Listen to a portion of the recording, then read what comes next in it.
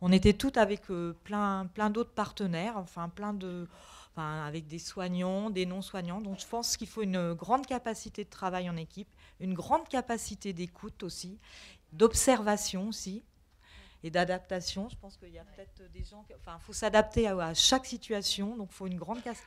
Bon, après les autres, vous avez peut-être d'autres choses à. Bah, de la patience, en tout cas. Oui, bah ouais.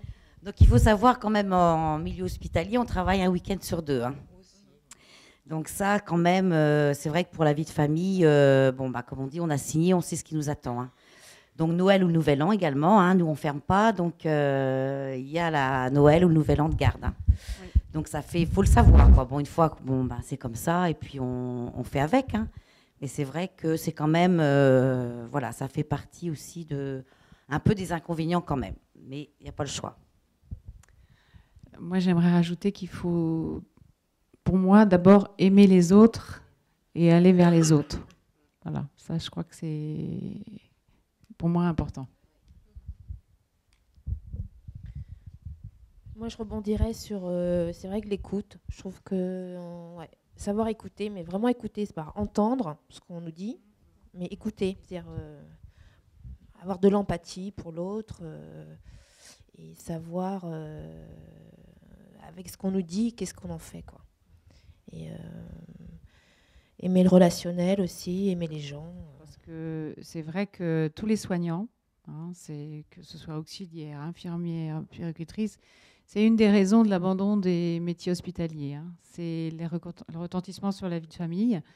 Il faut savoir en effet qu'on a heureusement cette richesse de pouvoir aller dans l'extra-hospitalier, mais la vie de famille, alors moi quand j'ai pris mes études d'infirmière, on disait une infirmière, elle exerce pendant 7 ans. Après, il y a quelques années, j'ai entendu que c'était plutôt une dizaine d'années, hein, en milieu hospitalier. Je parle des infirmières, hein. Et maintenant, je crois, à cause des problèmes économiques, on est entre 12 et 15 ans, hein. Mais après, souvent, les infirmières se réorientent vers l'hospitalier, vers l'infirmière d'entreprise, ou faire des formations de puéricultrice. Voilà. Mais c'est la problématique quand même de ces contraintes de vie de famille, hein. Ce sont des métiers quand on est jeune quand même, hein. Après, en effet, il y a des auxiliaires qui partent en crèche. Il y en a après qui s'arrangent au niveau de la vie de famille. Mais si vous avez un relais pour garder les enfants, et c'est pas tout le temps, on a quand même un changement de société avec on va où le travail il est. On sait bien que quand on étudie un peu les populations, on a quand même des gens qui sont de plus en plus séparés de leur famille, la famille élargie, j'entends. Et du coup, les relais familiaux pour les accueils des enfants à 6 heures du matin, ou voilà.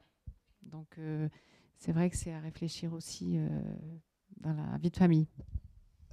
Il y a peu de structures d'accueil avec des horaires atypiques, donc qui correspondent aux horaires de travail du personnel Sauf les crèches. hospitalier. Crèches d'entreprise encore, mais il n'y en a pas beaucoup. Il n'y en a pas, non. Oui, mais ici, dans les Côtes d'Armor, non, il n'y a pas de crèche d'hôpital et voilà, il y a quasiment pas de structure qui fait des horaires atypiques, il y en a très peu. Moi, en tout cas, c'est une des raisons pour laquelle j'ai quitté l'hôpital. Entre autres, c'était justement à cause des horaires et des week-ends. Parce que moi, j'ai 3 enfants avec un conjoint, un mari avec des horaires, une amplitude d'horaire très tardive le soir, donc je ne pouvais absolument pas compter sur lui. Donc ça a été une de mes premières motivations pour quitter l'hôpital. Enfin, moi, je pourrais pas revenir à des horaires normales maintenant.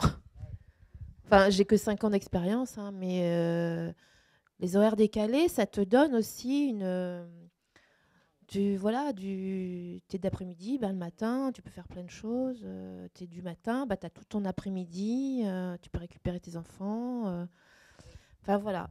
Faire 8h, 17h, ta journée, enfin, voilà.